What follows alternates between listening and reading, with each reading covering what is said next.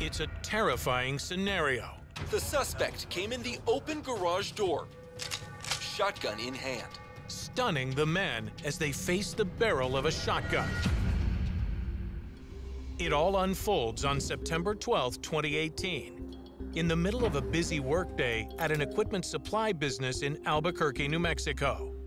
Just before 1 p.m., an armed gunman storms into an open garage. Here's two guys that are just going about their business, doing their job, and now suddenly, out of nowhere, a guy walks in with a shotgun. Even stranger, the gun is cloaked in a blanket. What is his intention? Is he there to steal? Is he there to kill somebody? This situation was extremely dangerous.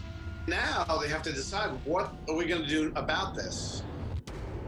The gunman starts yelling at the employees. One of them puts up his hands and retreats. But the other employee takes a different approach. He talks to the intruder. And then he makes a very bold move. He goes and engages this gunman in some small talk. When the gunman is distracted, that's where he takes action. So he grabs this gun with his bare hands, and he doesn't show any fear. He's just laser focused on trying to get that gun away from this guy. That gun could go off at any second. Someone could get shot, someone could get killed. This could go wrong in so many ways. In a matter of a few minutes, an ordinary workday has turned into a dangerous and potentially lethal struggle. He knew absolutely nothing about this guy. What his plan was, where he came from. You don't know what kind of crazy plans this guy has going on in his mind. And you're on the edge of your seat, and it's terrifying. But this gunman picked the wrong person to mess with. Turns out the employee who is trying to wrangle the gun away from him knows exactly what he's doing. I told myself a long time ago that if I have anything to do about it, I'm not going to be a victim, and I'm not going to let anybody around me be a victim. 65-year-old David Mann says from the moment the gunman walked in, he knew the intruder wasn't joking. We just kind of looked up, dumbfounded, well, what's going on? He was probably 15 feet away. The first thing I noticed was the shotgun, how he was holding it, and I thought I could see that it was off safety, and that concerned me. Mann's young trainee, Devin, who has only been working with him for 6 months, immediately tries to get away. He was backing up. I think he just didn't want to antagonize the guy. He didn't want to take any chances that, he might go nuts on us. And when the armed man demands some keys, David quickly formulates a plan.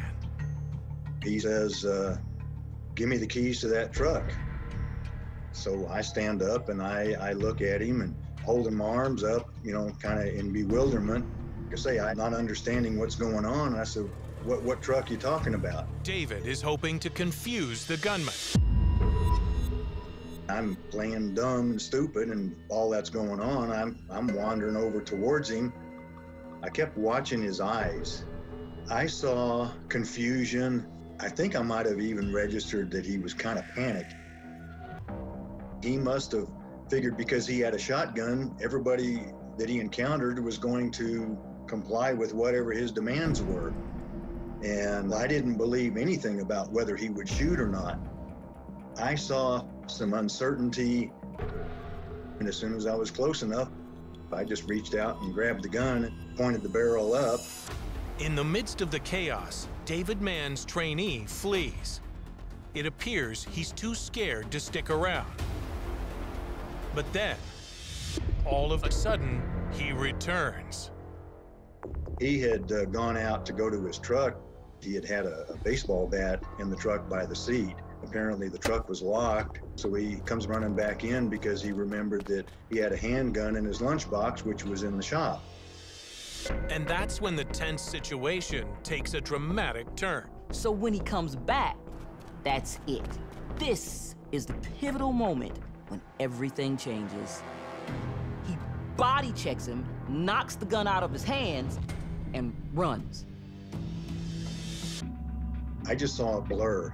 I did not realize that it was Devin that had hit this feller.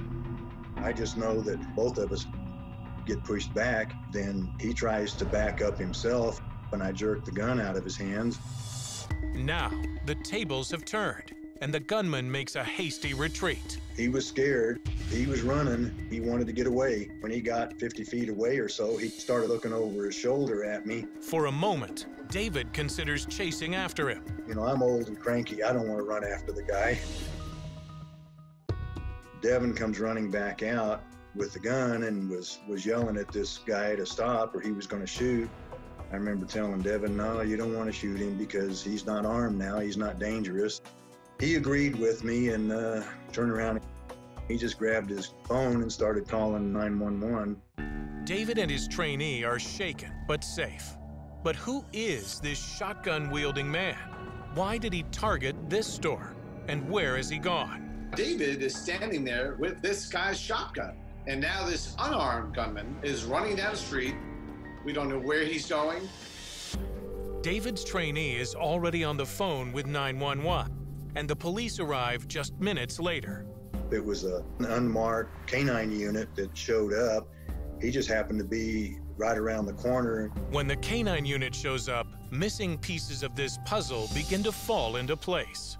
It all begins when 3 people in a red sedan lose control of the car at a nearby intersection and get into a wild crash. But then they decide not to stick around to explain anything to the police. They just jump out of the car and make a run for it. So there's this big crash. The 3 of them run. There's 2 guys and a female, and the police are chasing after them. All 3 suspects bolt in different directions, and that's when one of them, the one who has a shotgun, sees David's garage. So our guy, blanket shotgun guy, he sees the garage and he thinks, well, hey, there's a place I can go and get my getaway vehicle. He happened to come towards our shop, and I think he was just looking for some way to get away because he knew he was in trouble. As police hunt for the 3 suspects, including the man who David confronted in the garage, they ask the media for help. Police are still looking for that suspect. They do have their car, though, and say they should be able to pull any fingerprints from it. And with wide coverage of the story, that crook walked into an Albuquerque business with a shotgun in his hand. David is quickly hailed as a hero for bravely standing up to the gunman, the kind of hero you definitely don't want to mess with. We have a standing joke about the incident. Don't mess with Dave. Don't ask him for his keys to his truck.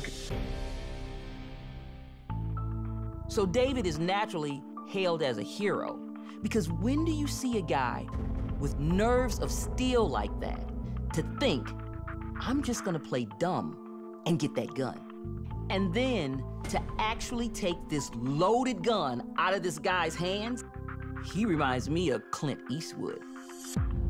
To be able to think like that under those conditions, he reminds me of someone who just has the cool strategy of a true fighter. The female suspect who fled the car accident is quickly apprehended. She identifies the man with a shotgun as 36-year-old Demetrio Trujillo, a man on the run with multiple felony convictions. Trujillo is arrested 1 month later. As for David, even as he laughs at all the jokes about what a tough guy he is, he's also well aware that there could have been a steep price to pay for his courage. I remember thinking back that this is kind of weird. I'm not upset or scared. I mean, I guess I felt threatened, but I didn't feel like I was in danger. I just thought, I've got to get the gun away from him because he could hurt somebody. I just am glad that I reacted the way I did.